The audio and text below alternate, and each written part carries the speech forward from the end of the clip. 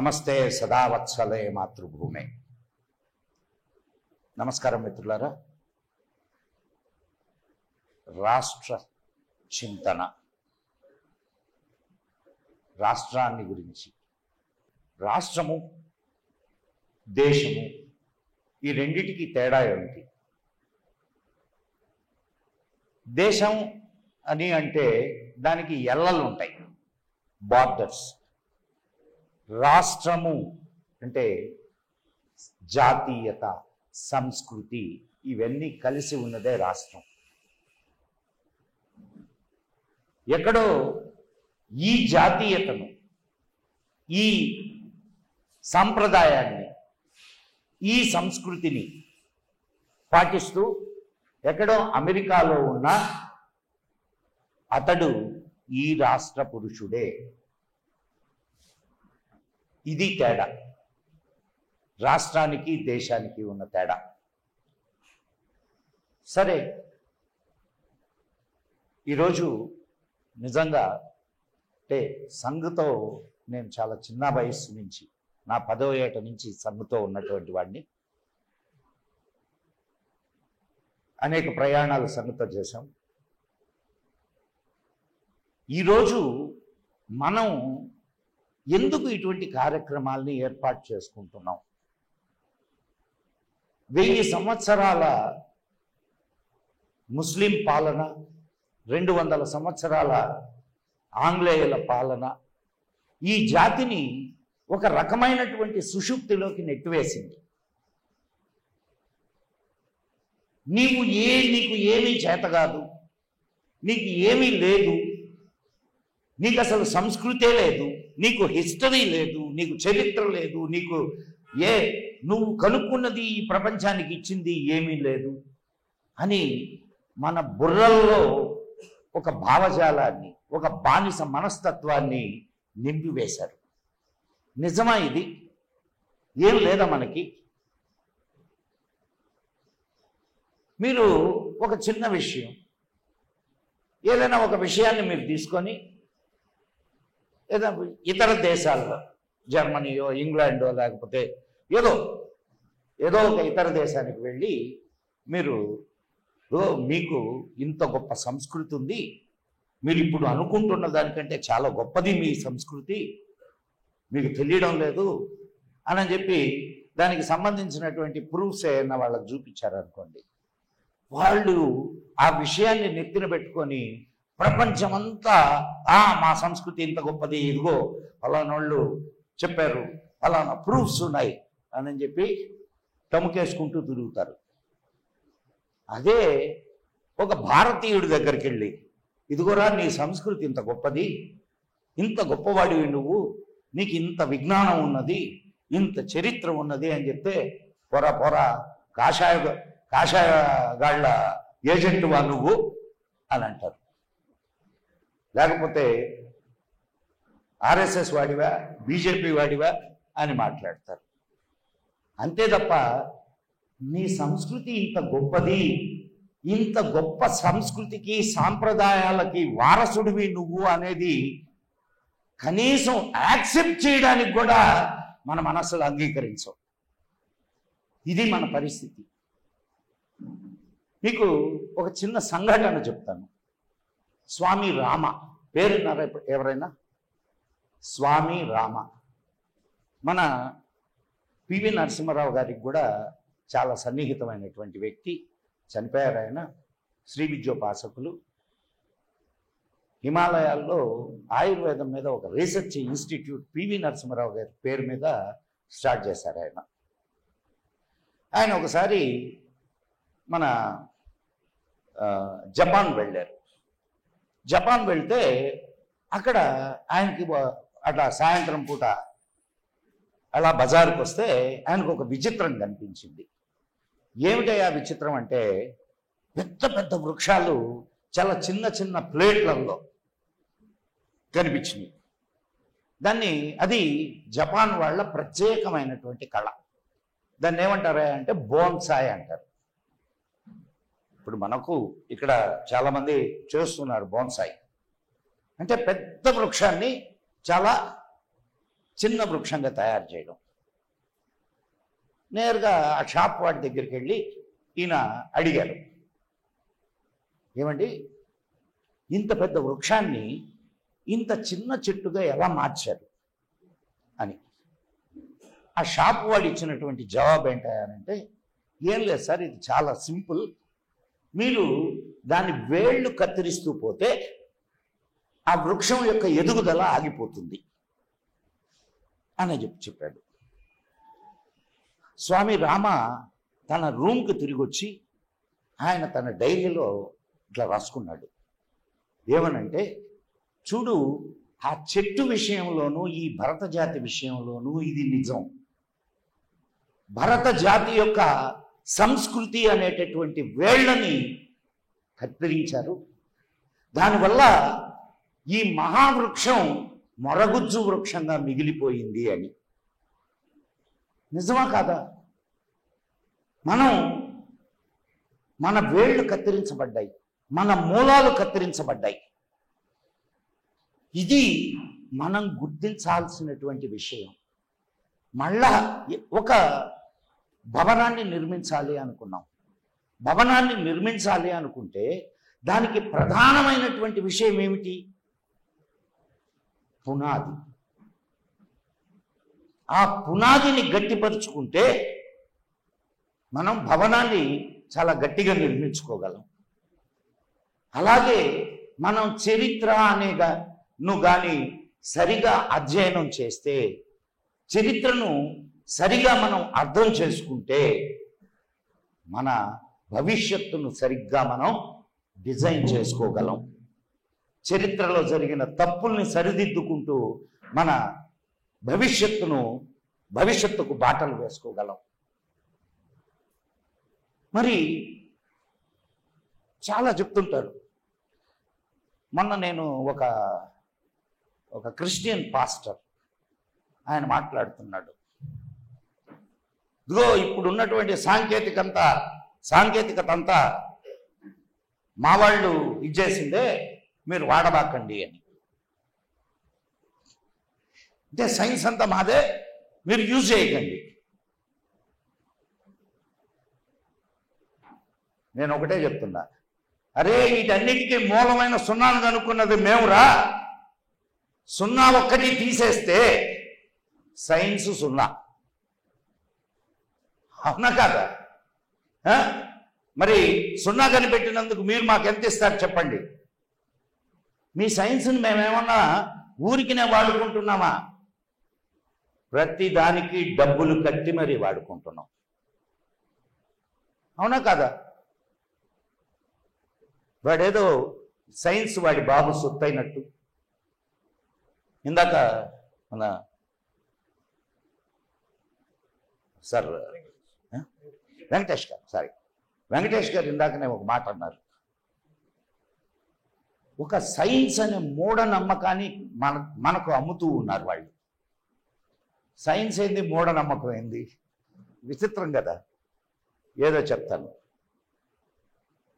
Science అనే మూఢనమ్మకం ఎట్లా అంటే, సైన్స్ అంటే ఏమిటి? మానవుడికి మంచి చేసేది సైన్స్. నిన్న కోవిడ్ సమయంలో ప్రపంచం మొత్తంలో పురుగులు చచ్చిపోయినట్టు మనుషులు చచ్చిపోయారు. అవునా? పురుగులు చనిపోయినట్టే చచ్చిపోయారు. కానీ భారతదేశంలో చాలా తక్కువ మరణాలు సంభవించినాయి. కారణం ఏంటో తెలుసా? లాక్డౌన్ కారణం అని చెప్పి చాలామంది అనుకుంటున్నారు. ఎస్, లాక్డౌన్ ఒక కారణం కావచ్చు. కానీ అసలు నిజమైన కారణం ఏమిటంటే, ఇక్కడ ఆయుర్వేదంతో చాలా మందిని బ్రతికించబడింది. ఆయుర్వేదం చాలా మందిని బ్రతికించింది. హాస్పిటళ్లకు వెళ్ళిన వాళ్ళు ఆస్తులు పోగొట్టుకున్నారు, ప్రాణాలు పోగొట్టుకున్నారు కదా. ఎంతమంది ఆస్తులు పోగొట్టుకున్నారు, ఎంతమంది ప్రాణాలు పోగొట్టుకున్నారు? మరి దాన్ని సైన్స్ అన్నావా? నిజమైన సైన్స్ అది? ఈరోజు మీకు ఒక చిన్న ఉదాహరణ. ఓ చిన్న బిడ్డ ఏడుస్తుంది, కడుపు నొప్పి. ఈరోజు తల్లులు ఏం చేస్తున్నారు? హడావుడిగా బిడ్డను తీసుకొని ఆసుపత్రికి వెళ్తున్నారు. వాళ్ళు ఏదో ట్రీట్మెంట్ ఇస్తున్నారు, ఇంత పొడుగు ఇది డయాగ్నోసిస్కి ఇంత పొడుగు చీటీ, తర్వాత మందులకి ఇంత పొడుగు చీటీ, వీడి బిల్లు ఇంత పొడుగు చీటీ. 3 పొడుగులు 3 అడుగులు మనకు దిగుతున్నాయి. కానీ ఇంతకుముందు ఇదే పరిస్థితి వస్తే బిడ్డ కడుపు మీద కాస్త ఆముదం రాసి ఒక తమలపాకు దాని మీద వేస్తే తగ్గేదా లేదా? అది వైద్యమా కాదా? సైన్సా కాదా? కానీ మనదైనటువంటి విజ్ఞానాన్ని మనం మర్చిపోయాం. మనము అదే విజ్ఞానం, అదే చాలా గొప్పది, అదే సైన్సు అనుకుంటూ దాని వెనక పరిగెడుతూ ఉన్నాం. దీనివల్ల మన మీద మనం నమ్మకాన్ని కోల్పోతూ ఉన్నాం. ఎప్పుడైతే ఒక జాతి తన మీద తనకు విశ్వాసాన్ని కోల్పోతుందో ఆ జాతి ఎక్కువ సమయం మనుగడ సాగించలేదు. ఇది మనం గుర్తుపెట్టుకోవాల్సినటువంటి విషయం. ఏ జాతి తన మూలాలను తెలుసుకొని తన ఆత్మస్థైర్యంతో ముందుకు నడుస్తుందో ఆ జాతి కలకాలం నిలుస్తుంది. వీళ్ళకి ఏం లేదు. ఇదే కదా మనం వింటున్నాం రోజు. ఏమండి, ఒక్క చిన్న విషయం మాట్లాడుకుందాం మనం. ఈరోజు ప్రపంచంలో ఉన్నటువంటి జాతులన్నీ, సంస్కృతులన్నీ నశించిపోయి అవశేషాలు మిగిలి ఉన్నాయి. కానీ ఒక్క భరత జాతి మాత్రమే తన సాంస్కృతిక వారసత్వాన్ని తనతోటి కొన్ని వేల సంవత్సరాల నుంచి తీసుకొని వస్తూ ఉంది. కారణం ఏమిటి అనంటే ఈ జాతిలో వాళ్ళు సంపాదించుకున్నటువంటి జ్ఞానం, దాని యొక్క పటిష్టత. పోనీ మనం ఒక్క భౌతిక విధానాల మీదనే ఆధారపడి ఉన్నామా?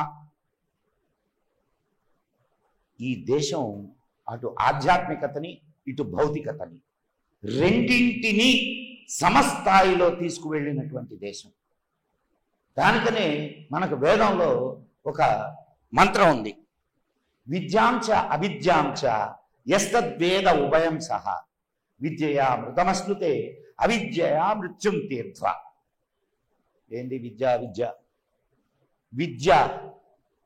ఇది చాలా అద్భుతమైనటువంటి ఈ ఒక్క శ్లోకాన్ని, మంత్రాన్ని తీసుకొని మనం మాట్లాడుకుంటూ పోతే రోజుల తరబడి మాట్లాడుకోవచ్చు.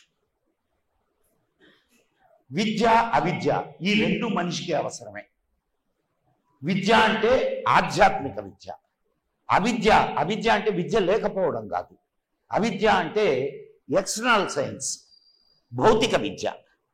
ఈ రెండు మనిషికి అవసరమే అని వేదం చెప్తోంది. భౌతిక విద్య లేని జీవనం చాలా కష్టం. ఆధ్యాత్మిక విద్య లేని జీవితం వ్యర్థం. ఎట్లా? హాయిగా ఈరోజు మనం ఈ మైకులు పెట్టుకున్నాం, కూర్చున్నాం, ప్రశాంతంగా కాస్త కంఫర్టబుల్గా ఉన్నాం. ఇవన్నీ మనకు భౌతిక విద్య ఇచ్చినటువంటి వరాలు, అవునా? ఇప్పుడు కూర్చొని ఉన్నాం, ఇది సుఖం అని చెప్పేది ఏమిటి? అని చెప్పేది ఇది కష్టము లేదా సుఖము అని చెప్పేది లోపల ఉన్నటువంటి హృదయం, అవునా? అది ఆధ్యాత్మికం. మీరు ఎండలో కూర్చొని కూడా చల్లటి నీడలో ఉన్నాను అనే ఫీలింగ్ని మీరు సాధన ద్వారా పొందవచ్చు, అవునా కాదా? సో ఇది ఆధ్యాత్మికత. ఈ రెండింటిని సమన్వయం చేసుకుంటూ ముందుకు నడవడమే భారతీయ జీవనం. మన వాళ్ళు ఎక్స్టర్నల్ సైన్స్ మీద, భౌతిక విజ్ఞానం మీద, లౌకిక విద్య మీద ఎన్ని పరిశోధనలు చేశారో అన్ని పరిశోధనలు అంతర్విద్య మీద, ఆధ్యాత్మిక విద్య మీద, ఇన్నర్ సైన్స్ మీద పరిశోధనలు చేశారు. చాలా చాలా అద్భుతాలు సృష్టించారు. అసలు మనం ఇప్పుడు తర్వాత వచ్చినటువంటి పరిస్థితులు ఎలా తయారు చేసినాయి అంటే మనల్ని ఈ రెండింటికి దూరం చేసినాయి. అటు మనల్ని ఆధ్యాత్మిక విద్యకి దూరం చేసినాయి, ఇటు భౌతిక విద్యకి దూరం చేసినాయి. నన్ను అడుగుతూ ఉంటారు, నన్ను ఇట్లా ఈ సమావేశాలకు వెళ్ళినప్పుడు లేకపోతే ఏదైనా ఇంటర్వ్యూ ఇచ్చేటప్పుడు అడుగుతుంటారు, సార్ ఇన్ని ఉన్నాయి అంటుంటారు, మీరు మరి వీటి నుంచి ఏం కనుక్కున్నారు అని. నిజం, ఏం కనుక్కున్నాం? కనుక్కోవడానికి నీకు అవకాశం ఎక్కడిచ్చారు? దీని మీద పరిశోధనలు ఎక్కడ జరిగినాయి? నిజమైనటువంటి విజ్ఞానాన్ని బయటకు తీయాలి అనేటటువంటి ఆలోచన మన ప్రభుత్వాలకి లేదు, మన ప్రజలకి లేదు. మనకు స్వాతంత్రం వచ్చింది అని అనుకుంటున్నాం. 1947 మీకు ఒక మంచి సంఘటన చెప్తాను. ఒక డిఈఓ, డిస్ట్రిక్ట్ ఎడ్యుకేషనల్ ఆఫీసర్ ఒక స్కూల్కి వెళ్ళాడు.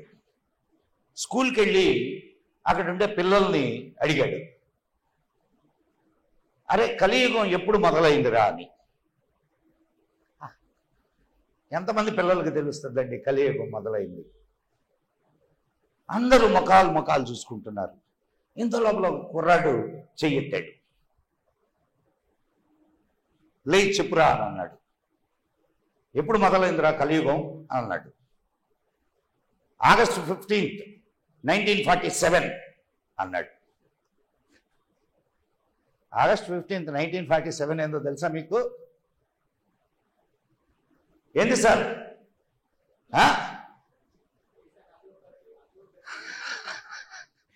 నిజమైన వాడు తెలుసన్నాడో తెలియకన్నాడో తెలియదు, కానీ నిజంగా భారతదేశానికి కలియుగం మొదలైంది 1947 ఆగస్టు 15న. మనం అందరం ఏమనుకుంటున్నామంటే ఆగస్టు 15న మనకు స్వాతంత్రం వచ్చింది అని జెండా ఎగరేసుకొని సంకలు గుద్దుకుంటున్నాం. ఆగస్టు 15, 1947లో వచ్చింది స్వాతంత్ర్యం కాదు, అది అధికార బదిలీ మాత్రమే. ఇది గుర్తుపెట్టుకోండి. నేను చెప్పడం కాదు, ఇది జరిగిన సత్యం. అది అధికార బదిలీ జరిగింది అంటే ట్రాన్స్ఫర్ ఆఫ్ పవర్. మీరు ఈ అధికార బదిలీ జరిగిందా లేకపోతే స్వాతంత్రం వచ్చిందా అనే దానికి ఒకసారి గూగుల్ కొడితే మన పెద్దలు సంతకం పెట్టినటువంటి పేపర్ ఏదైతే ఉందో దానిపైన ట్రాన్స్ఫర్ ఆఫ్ పవర్ అని ఉంటుంది, మీరు చూడండి. సో ఏం జరిగిందయ్యా అంటే మన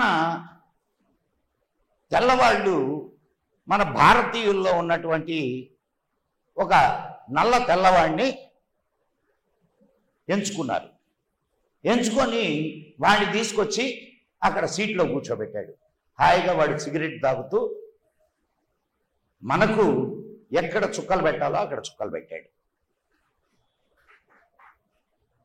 ఇదే జరిగింది. ఈరోజు 10 సంవత్సరాల క్రితం వేరే ప్రభుత్వం వచ్చినా వాడు చేసినవన్నీ ఆనాడు 1947లో మొదలైనటువంటి వాళ్ళు చేసినటువంటి తప్పుల్ని సరిదిద్దుకుంటా రావడానికి ఇంకా వీళ్ళకి మరి అటువంటి వాడిని తీసుకొని వచ్చి సైన్స్ అండ్ టెక్నాలజీని మనం ఎక్కడ అసలు దౌర్భాగ్యం ఏంటంటే ఏ దేశం అయినా సరే దానికి స్వాతంత్రం వచ్చిన తర్వాత బానిస చిహ్నాలన్నింటినీ చెరిపివేస్తుంది. భారతదేశంలో ఆ పని ఎక్కడ జరిగింది? చిహ్నాలు ఎక్కడ చెరిపివేయబడ్డాయి? ఈ రోజుకి అవే చట్టాలు. కలెక్టర్ వ్యవస్థ ఎక్కడదండి? కలెక్టర్ వ్యవస్థ ఆనాడు బ్రిటిష్ వాళ్ళు రెవెన్యూని చేయడానికి కలెక్టర్ వ్యవస్థను స్టార్ట్ చేశారు. అదే వ్యవస్థ ఈనాడు కొనసాగుతుంది. అదే పన్నుల వ్యవస్థ, అదే సిస్టమ్. అన్నీ ఫారెస్ట్ యాక్ట్ కానివ్వండి, ఇవన్నీ కూడా మనము ఒక బానిస జాతిని పాలించడానికి పాలకులు ఏ చట్టాలను అయితే తీసుకొని వచ్చారో అదే చట్టాలు ఈరోజు ప్రివైల్ అవుతున్నాయి. మన ఒక ఆయన ఒక ఎర్రట్ట పుస్తకం చేతిలో పట్టుకుంటాడు. ఓ రాజ్యాంగానికి హాని జరుగుతుంది అని గాలిలో ఊపుతుంటాడు. దాంట్లో తెల్లగాయతాలు ఉన్నాయని తర్వాత చెప్పారు, అది వేరే విషయం. సో అటువంటి రాజ్యాంగాన్ని మనం రాసుకొని మనం పైకి ఎదగాలి అంటే ఎట్లా ఎదగగలం, ఎక్కడ ఎదగగలం? ఏమీ లేని దేశం అన్నది. అన్నీ ఉన్నాయని నేను చెప్పడం లేదు, కానీ ఏమీ లేవని కూడా చెప్పడం లేదు. చాలానే ఉన్నాయి. ఆ చాలానే ఏమున్నాయి అనేది మనకు తెలుసా? తెలియదు. ఏమండి, ఒక్క చిన్న విషయం అంటే మనం సైన్స్, మా చిన్న పల్లెటూరులో ఒక మూలన ఒక పిలక బ్రాహ్మడు చేతిలో ఓ చిన్న పుస్తకం పట్టుకొని ఉంటాడు. పట్టుకొని అయ్యా ఎవడైనా వెళితే వాళ్ళకి ఈరోజు గ్రహస్థితి చెప్పేస్తాడు. అవునా కదా? దాన్ని పంచాంగం అంటారండి. పంచాంగం. దాన్ని చూసి ఈరోజు ఆకాశంలో ఉండే గ్రహస్థితిని చెప్తున్నాడు. ఎన్ని వేల సంవత్సరాల నుంచి ఉందండి ఇది మనకి. ఈరోజు అతను చెప్పేటటువంటి పంచాంగంలో ఉండేటటువంటి గ్రహస్థితిని కనుక్కోవడానికి సైంటిస్టులు పెద్ద పెద్ద టెలిస్కోపులు పెట్టుకొని ఇది చేస్తున్నారు. సైన్స్ కాదా మంది?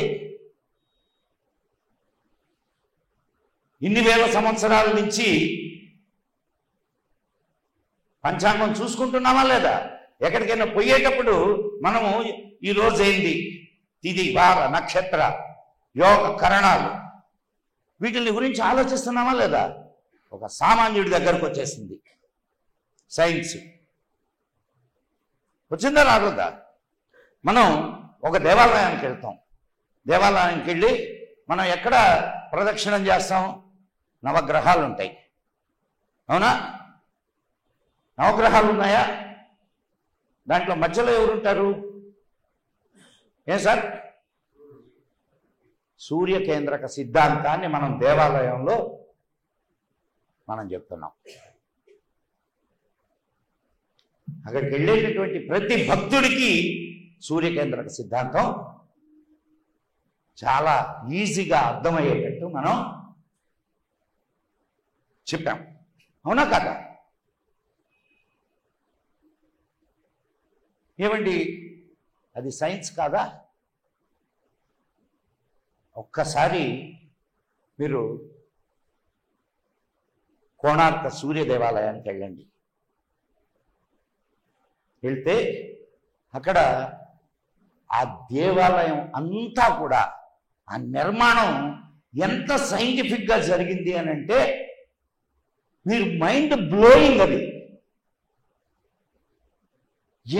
ఎన్ని సైంటిఫిక్ విషయాలు, ఎన్నెన్ని ఖగోళ శాస్త్ర రహస్యాల్ని దాంట్లో దాచారో ఇప్పటికీ ఈ తరం వాళ్ళు కనుక్కోలేకుండా ఉన్నారు.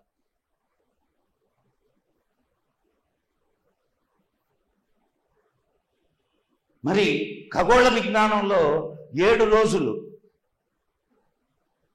7 వారానికి 7 రోజులు కనుక్కున్నది, పేర్లు పెట్టింది మనోళ్ళేనా? ఆర్యభట్టీయంలో 7 పేర్లు, 7 వారాల పేర్లు. ఆది వారము, ఆది అనేది సూర్యుడు, దాన్ని హిందీలో రవివార్ అంటారు, ఇంగ్లీష్లో సన్ డే. సోమవారము, సోముడు అంటే చంద్రుడు, చంద్రుడి వారం.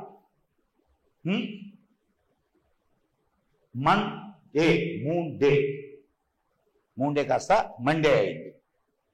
ఇట్లా 7 వారాలు పేర్లు పెట్టింది మనం. వారాలకు పేర్లు పెట్టింది మనం. ఆ సిస్టమ్ని అడాప్ట్ చేసింది కూడా మనమే. అంతకుముందు లేవండి, ఆర్యభట్టుతోనే వచ్చింది ఈ 7 పేర్లు, ఈ 7 వారాలు. సైన్స్ కాదది. జ్యేష్ఠ నక్షత్రం పేరున్నారా? జ్యేష్ఠ. జ్యేష్ఠ అంటే ఏంటి? పెద్ద. అంటే పేరులోనే ఉంది, జ్యేష్ఠ నక్షత్రం, పెద్ద నక్షత్రం. It is the third biggest star. ఇన్ని వేల సంవత్సరాల క్రితం దానికి జ్యేష్ఠ నక్షత్రం అని పేరెట్ట పెట్టారండి. ఎట్ట కనుక్కున్నారు అసలు ఇంత పెద్ద నక్షత్రం ఉంది అని? సరే, ఇక్కడ చాలామంది ఆల్మోస్ట్ అంతా పెద్దవాళ్లే, అందరూ పెళ్ళైన వాళ్ళే. కాబట్టి ఇంకొక విశేషం చెప్తాను మీకు. మనం పెళ్లిలో ఒక తంతు, పెళ్ళి అయిపోయిన తర్వాత భార్యాభర్తల్ని తీసుకెళ్ళి ఆకాశంలోకి చూపిస్తారు, అరుంధతి నక్షత్రాన్ని చూపిస్తారు. సరే, పట్టపగులు నక్షత్రాలు కనిపిస్తాయా? పట్టపగులు నక్షత్రాలు కనిపిస్తాయా? మేము చిన్నప్పుడు జోక్ వేసుకునేవాళ్ళం. మేము కూడా ఇట్లా చూపిస్తుంటే పెళ్ళయింది కదరా ఇంకా కనిపిస్తాయిలే వాడికి నక్షత్రాలని. ఏమిటి, దేనికి చెప్పారు ఇది? దేనికి పెట్టారు ఈ సాంగ్యాన్ని? అరుంధతి నక్షత్రం యొక్క, అరుంధతి ఒక నక్షత్రం కాదండి, అరుంధతి వశిష్ఠ 2 నక్షత్రాలు.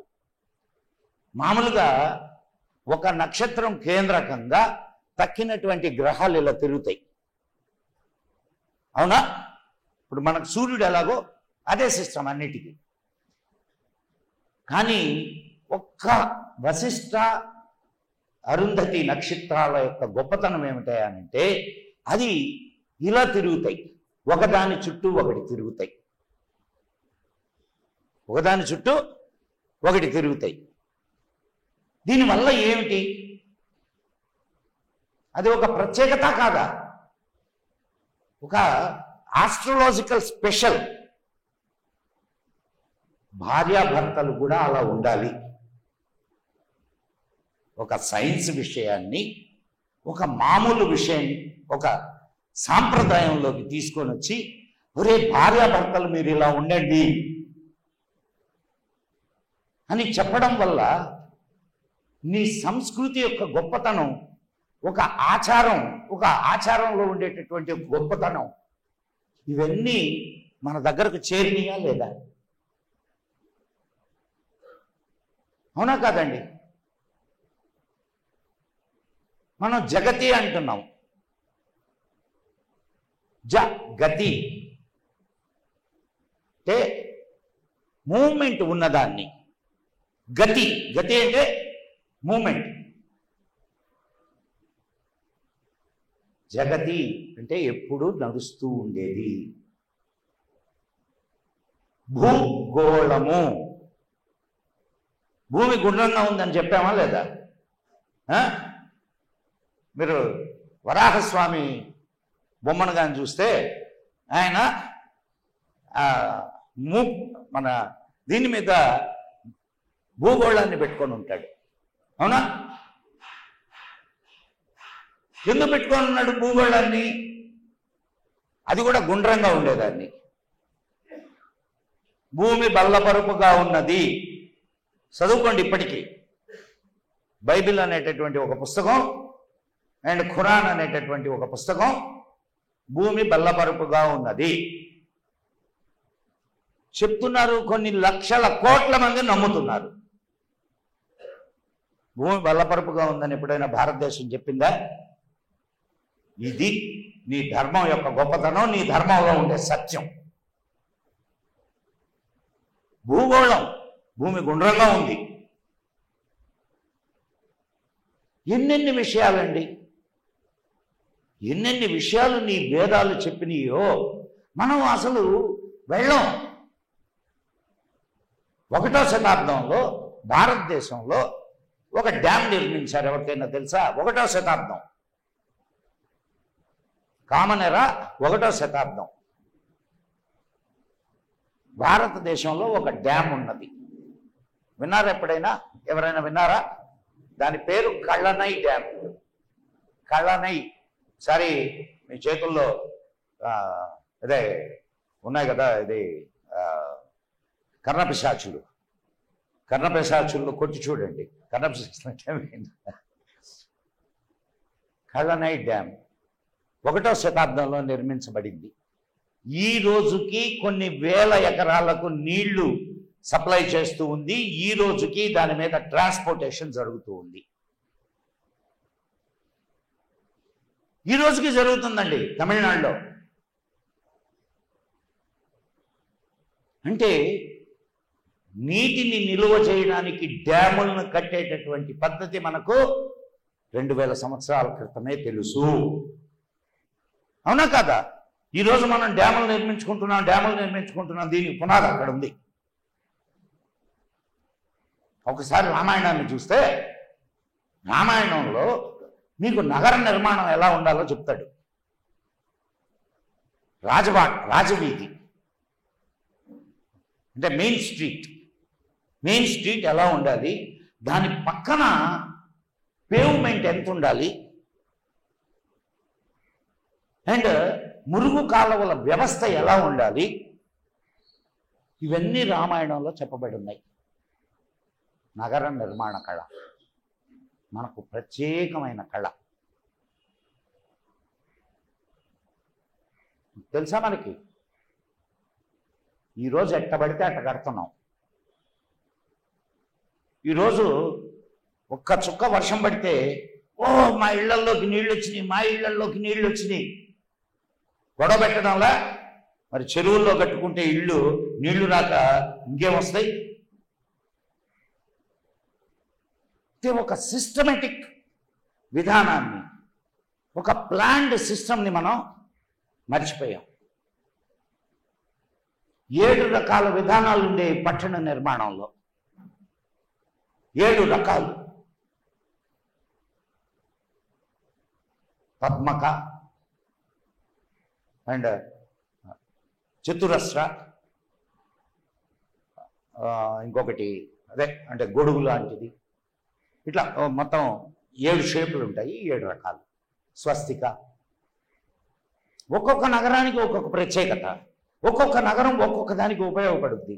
ఒక ఆధ్యాత్మికమైనటువంటి ఆశ్రమాన్ని నిర్మించాలి అని అంటే స్వస్తిక విధానంలో నిర్మించేవాళ్ళు. సో ఎంత లోతైనటువంటి, నిన్నటిదాకా ఏమనుకున్నారు?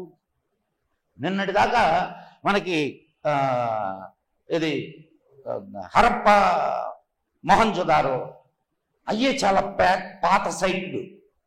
అక్కడ అబ్బా ఎంత గొప్ప నిర్మాణాలు, 5000 సంవత్సరాలకు పూర్వం.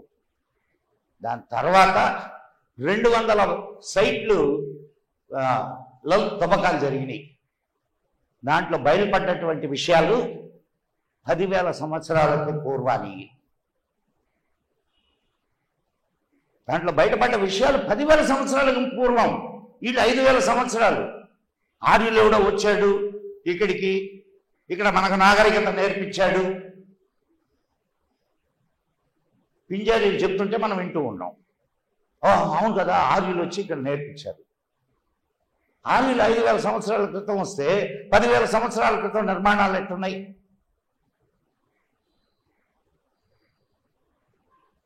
ఎట్లొచ్చినాయి సార్?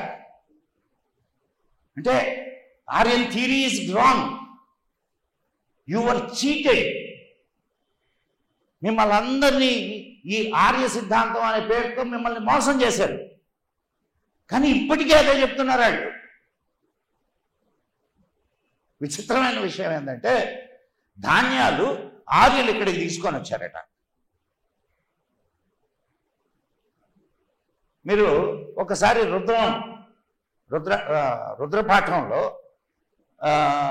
గోధుమాశ్చమే తిలాశ్చమే మద్గాశ్చమే మసూరాశ్చమే విన్నారా? మీరు రుద్రం చదివేటప్పుడు ఇవన్నీ వస్తాయి. ఎక్కడది? ఋగ్వేదంలో 10వ మండలంలో చెప్పబడింది. అంటే సరే వీళ్ళు మన దయతో దానికి ఒక 3000 సంవత్సరాలు 4000 సంవత్సరాలు టైం ఇచ్చారు. కొన్ని వేల సంవత్సరాల క్రితంలోని ఋగ్వేదంలో నీకు గోధుమలు, ఎవలు, తిలలు అంటే నువ్వులు వీటన్నిటిని గురించి చెప్పబడింది. ధాతువులు, బంగారం గురించి చెప్పబడింది, లోహాల గురించి చెప్పబడింది. వీళ్ళు కళ్ళు తెరవక ముందు, బట్టలు కట్టుకోవడం చేతరాక ముందు, ఆకులు అలములు తింటూ అడవుల్లో బతికేటప్పుడు ఇక్కడ స్వర్ణయుగం నడిచింది. స్వర్ణయుగం నడిచింది భారతదేశంలో. భారతదేశం ఇతర దేశాలకు ఇనుము అమ్మి బంగారం తెచ్చుకుందండి. ఇనుము అమ్మి బంగారం తెచ్చుకుంది. ఎందుకంటే అంత గొప్ప ఇనుము తయారయ్యేది ఇక్కడ. మీకు 11వ శతాబ్దంలో అనంగపాలుడు అనే మహారాజు ఒక స్తూపాన్ని నిర్మించాడు. ఎక్కడ? మన ఢిల్లీలో ఉండే మెహరోలీగంజ్ పేరున్నారా? అక్కడ. అది ఇనుప స్తంభం. మీరు ఎట్లా అంటే 2 ఆనం 22 అడుగుల ఎత్తు ఇనుప స్తంభం, 22 అడుగుల ఎత్తు స్తంభం. ఇప్పటికీ అది తుప్పు పట్టలేదు. చుట్టూ రాజకీయ నాయకులు ఉన్నా కానీ, ఇనుప స్తంభం తుప్పు పట్ల. అంత పెద్ద ఇనుప స్తంభం అక్కడికి ఎలా తీసుకొని వచ్చారు? ఎక్కడి నుంచి తీసుకొని వచ్చారు? మధుర నుంచి తీసుకొని వచ్చారు. మధుర నుంచి తీసుకొని వచ్చి అక్కడ ఎరెక్ట్ చేశారు. ఎక్కడిది వీళ్ళకి ఇంత టెక్నాలజీ? 1000 సంవత్సరాల క్రితం. సరే, 1800 సంవత్సరాల క్రితం ఒక ఊరికి మన ఆదిశంకర్ల వారు వెళ్ళారు. ఆదిశంకర్ల వారు ఒక ఊరికి వెళ్ళారు. ఒక ఊరికి వెళ్తే పల్లె, చిన్న పల్లె. ఆ పల్లెలో ఉండే వాళ్ళందరూ కూడా ఆదిశంకర్ల వాడు అంతటి గొప్పవాడు మన ఊరికి వచ్చాడు, ఆయనకు గుర్తుగా మనం ఏదైనా చేద్దాం అని వాళ్ళు ఒక ఇనుప స్తంభాన్ని తయారు చేశారు. పల్లెటూరి వాళ్ళు. ఎవరు? పల్లెటూరి వాళ్ళు ఒక ఇనుప స్తంభాన్ని తయారు చేసి, ఆ ఊరి పేరు కొల్లూరు, కర్ణాటకలో ఉంది. ఎప్పుడు అత్యధికమైనటువంటి వర్షపాతం నమోదయ్యేటటువంటి ప్రదేశం అది. అది ఇప్పటికీ తుప్పు పట్టలేదు. ఇండియన్ స్వర్డ్ అలెగ్జాండర్ 300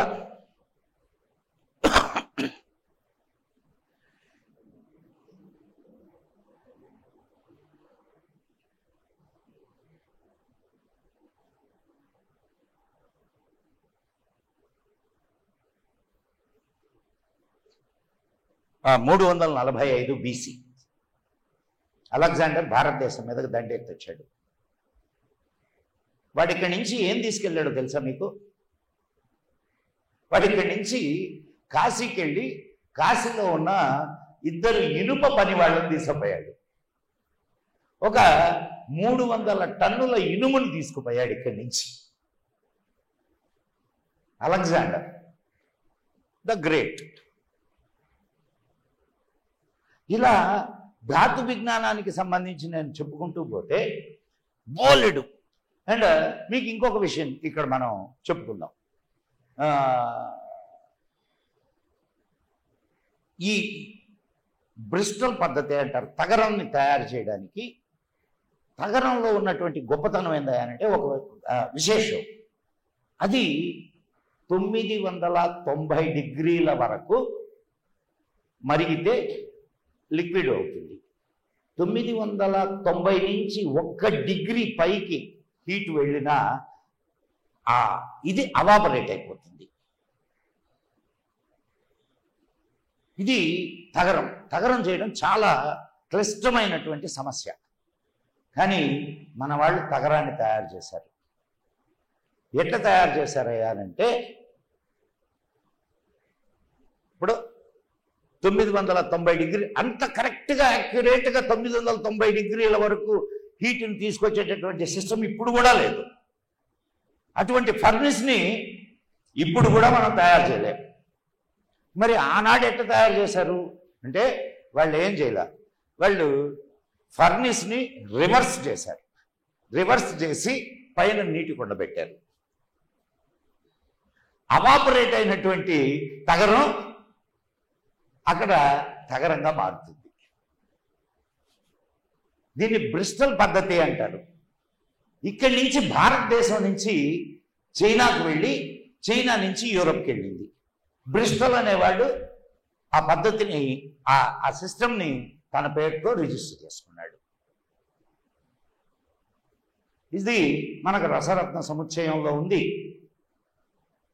మనకు నాగార్జునుడి అనేక గ్రంథాల్లో, మన ఆయుర్వేదిక గ్రంథాల్లో ఉన్నాయి.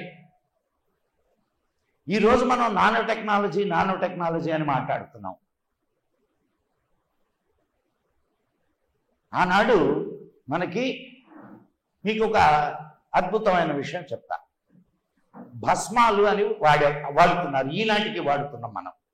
బంగారు భస్మం, ఆయుర్వేదంలో మనం ఈ భస్మాలు వాడతాం. తంగ భస్మం అంటే వెండితో చేసేది.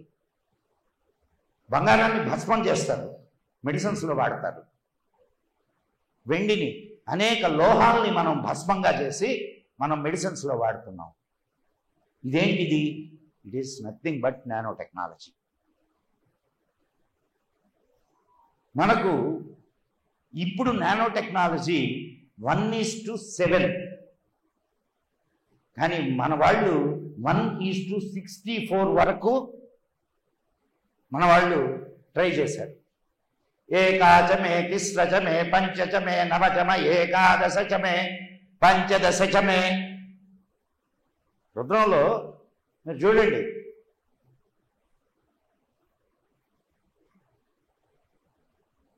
మ్యాథమెటికల్ ప్రోగ్రెషన్ అసలు మనం చెప్పుకుంటూ పోతే రోజులు చాలవు, సంవత్సరాలు చాలవండి. అంత విజ్ఞానం మనకున్నది. కానీ మనము ఇది మనల్ని విజ్ఞానం కాదు అనుకుంటున్నాం. ఇందాకనే మా వెంకటేశ్వర గారితో ఒక చిన్న ఇది జరిగింది. సౌండ్ మీద ఎంత పరిశోధనలు చేశారండి మన వాళ్ళు. శబ్దము, మనం మంత్రాలు చదువుతాం. మన నాటి ఇది త్రాయతే మంత్ర. మంత్రము అంటే నిన్ను ఉద్ధరించేది, నువ్వు దాన్ని జపించడం వల్ల నిన్ను ఉద్ధరించేది మంత్రం. ఏంది? ఏం చేస్తుంది మంత్రం? ఓం భీం భీం భట్ అనగానే అయిపోద్ది. There is some technology, some science behind it. ప్రతి అక్షరానికి మీ శరీరంలో ఉండే ఒక పార్ట్ వైబ్రేట్ అవుద్ది. ప్రతి ఒక్కొక్క అక్షరానికి ఒక్కొక్క పార్ట్ వైబ్రేట్ అవుద్ది. వాటిల్ని బీజాక్షరాలు అంటారు. ఆ బీజాక్షరాలతో నిర్మితమైనదే మంత్రము. బీజాక్షరాలతో నిర్మితమైంది మంత్రం. మీరు ఇందాక అదే చెప్పాను, మీరు ఒక డీజే పెట్టున్నారు. ఇక్కడ డీజే పెట్టుంటే దాని దగ్గరకు పోగానే మీ హార్ట్ ఇటు కొట్టుకుంటుంది, మీ శరీరం కంపిస్తుంది. అవునా? రైట్. ఇప్పుడు ఎయిర్పోర్ట్కు దగ్గరలో ఉండేటటువంటి కన్స్ట్రక్షన్స్ చూస్తే బీటల్ వారు ఉంటాయి. తెలుసా మీకు? చూసారా మీరు లేదా? ఎయిర్పోర్ట్కి దగ్గరలో ఉండేటటువంటి కన్స్ట్రక్షన్స్లో చాలా వరకు బీటలు వచ్చి ఉంటాయి. కారణం ఏంటి? Because of the sound energy. ఆ సౌండ్ ఎనర్జీని ఒక సిస్టమేటిక్ వేలో మన వాళ్ళు పెట్టి దాన్ని ఉపయోగంలోకి తీసుకొని వచ్చారు. ఇప్పుడు మీకు యుఎస్లో ఒక కొత్త సిస్టమ్ స్టార్ట్ అయింది. ఏమిటంటే ప్రతి హాస్పిటల్లో ఉదయం 10 నిమిషాలు, సాయంత్రం 10 నిమిషాలు రోగులకు వేదం ద్వారా వేదాన్ని వేసి వినిపిస్తున్నారు. రోగులకు వేదం వేసి వినిపిస్తున్నారు. మీకు అర్థం కానివ్వండి, కాకపోనియండి, మీకు అవసరం లేదు దాని అర్థము, దాని పరమార్థము, దాని ఇది. మీరు అది వింటూ ఉండడం వల్ల దాన్ని న్యూరో లింగ్విస్టిక్ ఎఫెక్ట్ అంటారు. మీ శరీరం మీద భాషాపరమైనటువంటి ఒత్తిడి తెలుగులో. దానివల్ల ఏం జరుగుతుంది? మీ శరీరంలో రక్త ప్రసరణ బాగా జరుగుతుంది, చక్కటి మానసిక స్థితి ఏర్పడుతుంది. ప్రతిరోజు 10 నిమిషాలు వినడం వల్ల మీకు ఇప్పుడు మనం ఆల్మోస్ట్ చాలా మందికి కార్లు ఉంటాయి, ఇక్కడ కార్లు ఉండొచ్చు. కారులో వెళ్ళేటప్పుడు మనకు ఉన్నటువంటి ఆ హైపర్ టెన్షన్ని తగ్గించుకోవడానికి మనం ఏదో ఒక మంచి పాట లేకపోతే మంత్రము పెట్టుకుంటున్నాం కదా. ఓం నమో వెంకటేశాయ అనో లేకపోతే గాయత్రి మంత్రము ఏదో ఒకటి పెట్టుకొని మనం నడుపుతున్నాం. దేనికి? To reduce your hyper tension. ఇది అక్షరానికి ఉండేటటువంటి శక్తి. ఎందుకండి ఎక్కడికో పోతున్నాం, నేను గట్టిగా మిమ్మల్ని తిట్టాను అనుకుందాం, ఏమండి బుద్ధి ఉందా లేదా? ఏమనిపిస్తుంది మీకు? బాధ అనిపిస్తుందా? అనిపించదా? బాధ అనిపిస్తుంది కదా. అదే మిమ్మల్ని పొగిడే, అప్ప మీరు ఎంత గొప్పవాళ్ళండి అని పొగిడారు అనుకోండి, సంతోషం వేస్తుందా? 2 శబ్దాలేగా. ఒకటి బాధను కలిగిస్తే ఇంకొకటి సంతోషాన్ని కలిగించింది. 2 శబ్దాలే. కారణం ఏమిటి? మీకు ఇందాక చెప్పిన న్యూరో లింగ్విస్టిక్ సిస్టమ్ ఎఫెక్ట్. చెట్ల మీద కూడా ఇదే పరిశోధన చేశారండి. ఒక చెట్ల దగ్గరికి వెళ్ళి దానికి ఒక చెట్టు దగ్గర మన చెట్లకు ప్రాణం ఉన్నది అని కనుక్కున్నాడే బోస్ గారు. ఒక చెట్టు దగ్గరికి వెళ్ళి బాగా తిట్టేవాడు దాన్ని, ఇంకో చెట్టు దగ్గరికి వెళ్ళి దాన్ని బాగా పొగిడేవాడు. ఈ చెట్టు నిదానంగా చచ్చిపోవడం మొదలుపెట్టింది. ఆ చెట్టు అద్భుతంగా వికసించడం మొదలుపెట్టింది. సరే, ఇంకొకటి చెప్తా.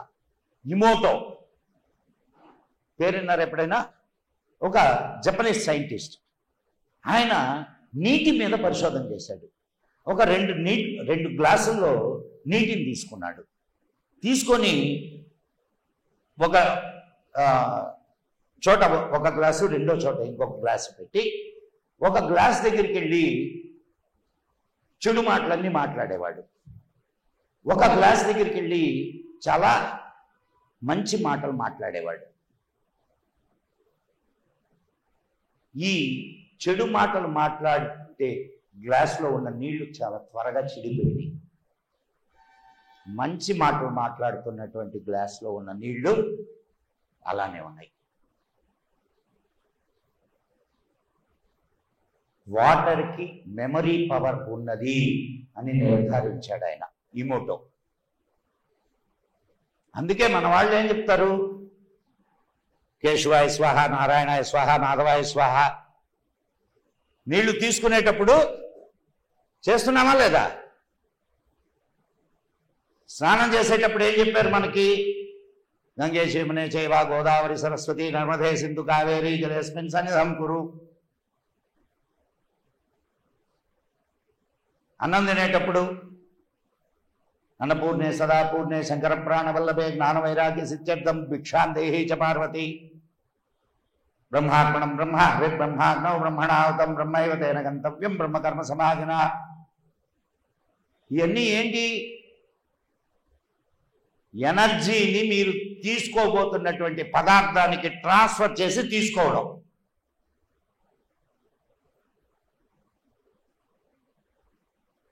ఇంత సైన్స్ మన దగ్గర ఉంటే మనకు ఏం లేదు. ఇదండి. ఇంకా ఇలా చెప్పుకుంటూ పోతే రోజులు అలాగే సంవత్సరాలు గడిచిపోతాయి. అంత ఇన్ఫర్మేషన్ ఉన్నది. ఈనాటి యువకులు వాటిని బయటకు తీయడానికి ప్రయత్నం చేయండి. చేస్తే మనము మన దేశం ఈ రెండు బాగుపడతాయి. జై హింద్, జై మా భారతి. ఈ అవకాశం ఇచ్చినందుకు రాష్ట్ర చేతన వారికి మరొకసారి ధన్యవాదాలు అర్పించుకుంటున్నాను.